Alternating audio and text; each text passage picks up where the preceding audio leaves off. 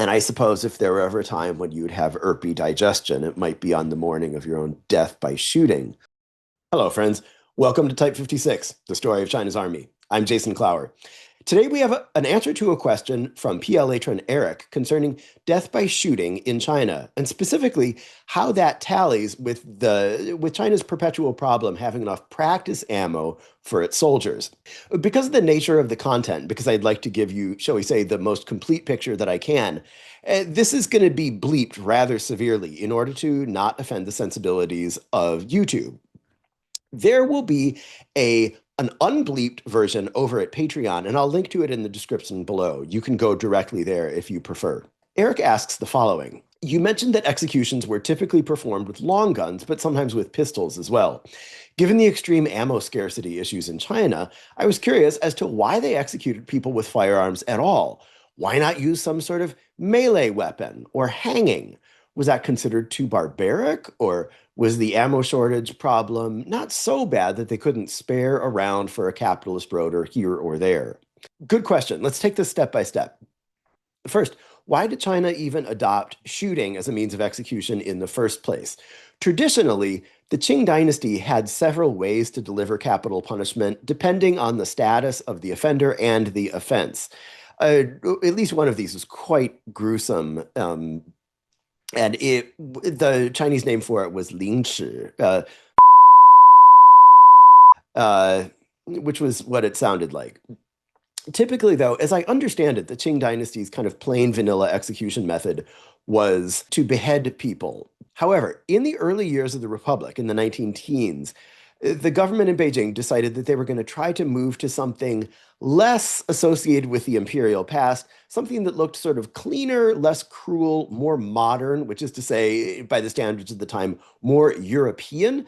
And so in Beijing, they imported a gallows from Italy, and they intended to begin using European style hangings. Now, at this time, China did have some experience administering executions by as I understand things, this was used in cases where the status of the offender was such that it would be considered too unseemly to have their head just chopped clean off their body. And so even though doesn't sound as comfortable as beheading, if comfortable is the word, it was at least more dignified. And as I understand things, I could be wrong about this. However, the Republic of China only stuck with hanging for a very short time. In 1926, after just a decade, they adopted new official regulations on execution by shooting. There, those regulations called for the condemned person to stand upright, who would aim for the from no more than 5 inches away. This was intended to produce death quickly and accurately and fairly cleanly, at least compared to beheading, and other options that had been tried in the meantime. More about that in a moment. And actually, I was wrong. It turns out in the 1926 Republican regulations, they actually called for what they called 短枪, short-barreled weapons. The ideal or paradigm case of that being, of course, a pistol. Now, then things got complicated. Chinese governments in the beginning of Republican history really had a hard time making a policy and then sticking to it.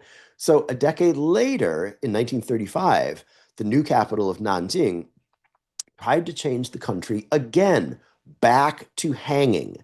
And again, I think their idea was that hanging seemed more humane, or at least cleaner and more European. However, they found that hanging had really failed to catch on outside the capital, and that out in the provinces and other localities, people really did not want to even try it. Now, if that seems puzzling to you, trust me, they had good reason to be intimidated by hanging. They had had what you could call some negative experiences.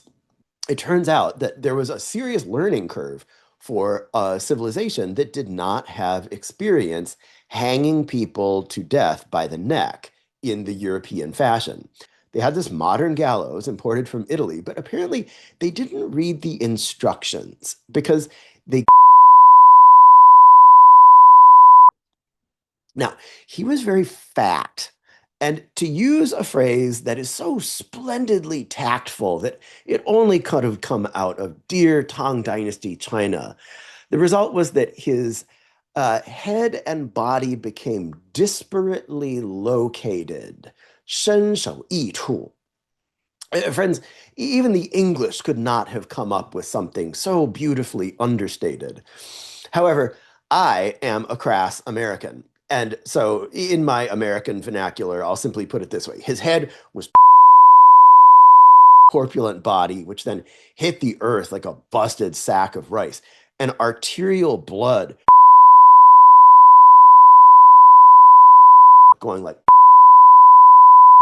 in a Quentin Tarantino movie.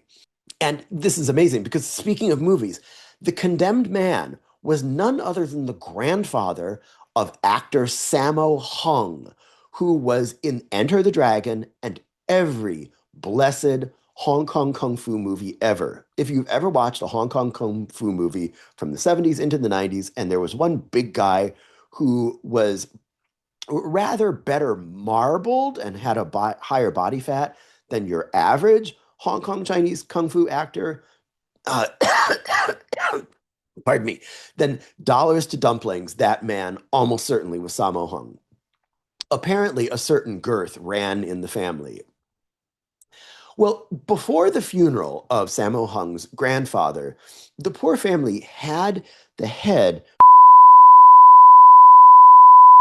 but all the king's soldiers and all the king's men could not get most Chinese jurisdictions to try this dicey hanging thing after that, especially not if they were going to need like an expensive piece of equipment from Italy only to have heads and bodies separated. Because remember, the whole point of this enterprise was to replace the traditional imperial practice of beheading and keep the spectacle clean and dignified and as non-traumatizing as possible. So even after Nanjing tried to get the whole of China to go back to hanging and really give it an honest shot, instead of shooting, the rest of China simply did not buy in. By this point, Chinese people had been doing a lot of warfare for a lot of decades, and they were confident that they knew how to shoot people. So Nanjing finally relented and said, okay, we'll stick with shooting as our go-to method of judicial execution, and we'll leave hanging on the books as an acceptable alternative in the event that, as Eric anticipated, ammo simply wasn't available for shooting. Now, I gotta say, if you know a little bit about warlord China, you know that there was always enough ammo around to shoot somebody. But certainly it could be that like a certain execution would come due in a certain place and just nobody could find the right cartridges for the right gun. And so for that purpose, hanging was left as an authorized plan B. So it seems that by the communist era, China had simply settled on shooting as its new cultural go-to accustomed execution method.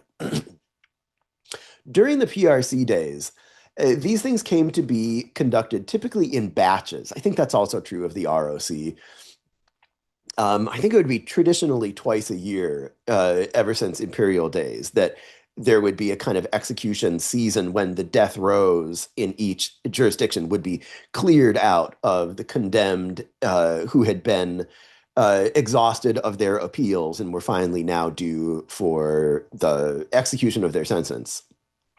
And I think typically in mainland practice, this involved the condemned only being informed the morning of, and then being fed. Sometimes, traditionally, there's a nice bowl of ginger noodles. I don't know why ginger noodles exactly. In Chinese medicine, ginger is supposed to be quite good for the digestion. Um, and I suppose if there were ever a time when you'd have irpy digestion, it might be on the morning of your own death by shooting. Um, in recent decades, PRC authorities have sometimes also provided a light sedative to the condemned back during the hotter political days of early communist rule, when a lot of people being shot were political prisoners. They would be gagged, often in a particularly undignified and a kind of painful looking way. And that was to prevent them from shouting out counter-revolutionary slogans, as if these people were actual counter-revolutionaries and not just hapless, arbitrary victims of a witch trial. And then traditionally, what happens is that the condemned are all trussed up, not just the usual hands behind the back way that we would find in the Western world, but a sort of distinctive East Asian thing that binds the person very securely, hands and forearms and elbows with a loop around the neck to kind of anchor the whole thing. And then they would be mounted on a truck or trucks. I've seen some of these affairs where the lead vehicle in this convoy then that parades the convicted people through the street to show them to the assembled masses and make a kind of like public execution ritual of it that affirms that law and order is being upheld and that crime doesn't pay. I've seen instances then where the lead vehicle in the convoy that then takes the condemned and the executioners to the execution ground actually has somebody with like a light machine gun perched on the cab of the truck just in case there's some attempt to bust out the condemned criminals.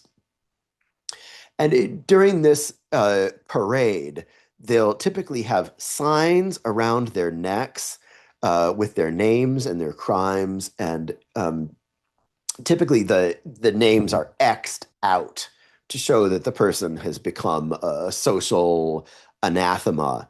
And I've even read that sometimes this is done in very dramatic fashion.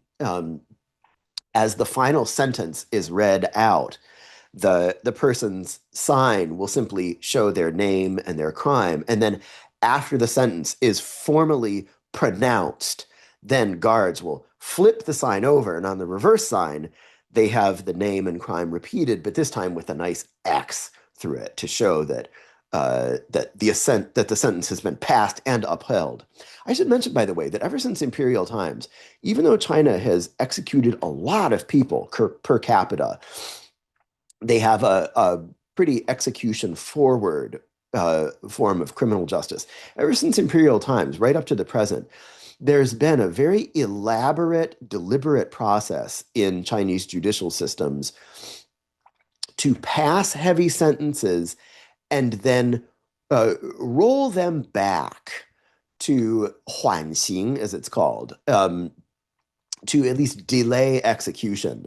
And so a very standard punishment is to have the person sentenced to death, but then have that sentence held in abeyance and often commuted to something lower. So again, to follow the usual procedure to its completion, in kind of like 70s, 80s vintage executions, then this caravan of death vehicles would arrive at the scene of the execution, which would typically be a field outside of town, though sometimes it might be a soccer stadium or something like that to provide for better viewing. And then the condemned person would be made to kneel. This was something that was changed from the ROC regulations. I think it's probably just easier to get a condemned person to kneel, and also maybe a little bit easier for the spectators to watch safely. And then the executioner might have a rifle, but in communist practice, sometimes a pistol. Often I've seen them wearing masks, like sort of, just like COVID type medical masks, which I believe is for practical reasons to keep specifically out of their mouths. When the sentence is about to be pronounced and the order to fire is about to be given, the executioner may already be standing behind the person with the gun leveled at either the back behind the heart or at the brainstem, depending on circumstances. And allegedly, internal organs are sometimes involved. That is to say, saving them for future donation, shall we say.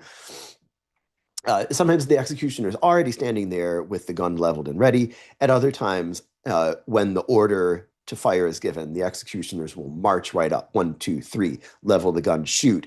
And then always, as soon as the shot is fired, the shooters turn smartly away and walk back. And then finally, the judicial doctor will go and examine each body to make sure that it's really dead and establish whether or not the famous buqiang or supplementary gunshot is needed. My understanding is that that is very rarely called for. Um, Apparently, military power weapons that are at point blank range are good enough at their jobs. Sometimes I've even heard of cases where where the results were so spectacular with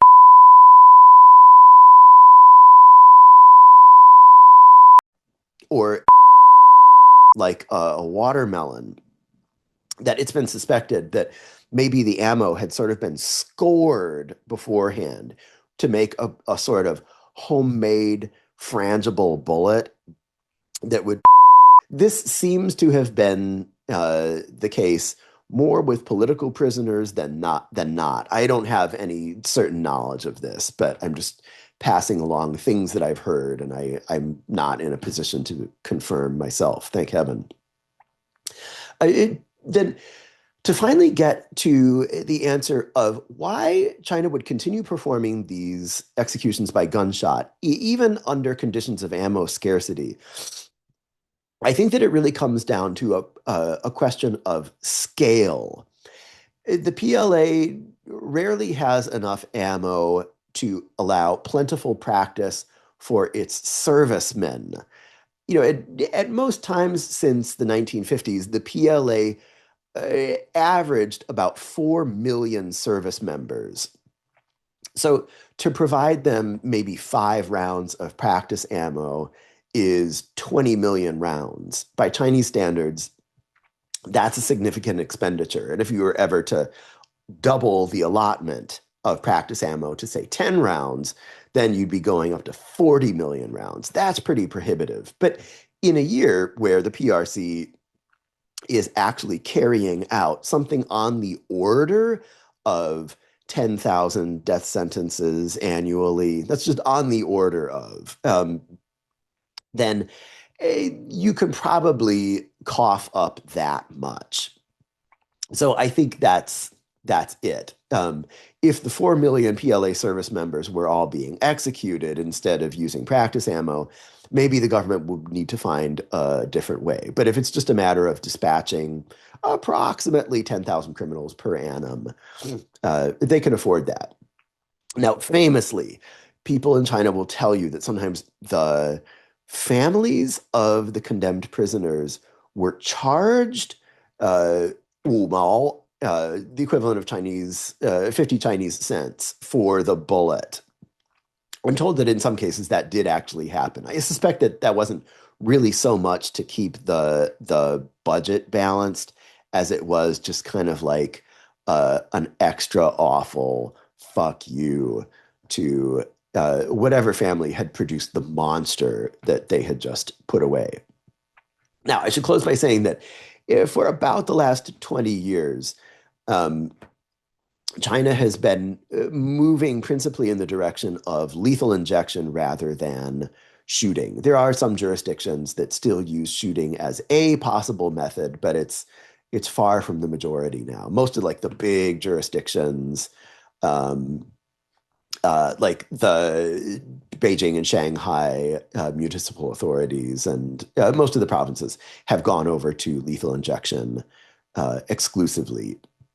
If I understand correctly, the the ROC government in Taiwan still uses shooting, though in a sort of kinder, gentler way, where the person is anesthetized and laying down on a mattress. Um, However, I don't know very much about Taiwan, and I don't pretend to.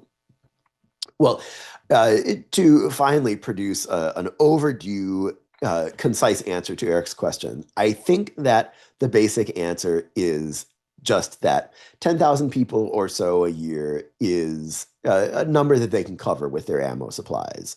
But 4 million average service members per year, it provides an ammo shortage when it comes to practice ammo.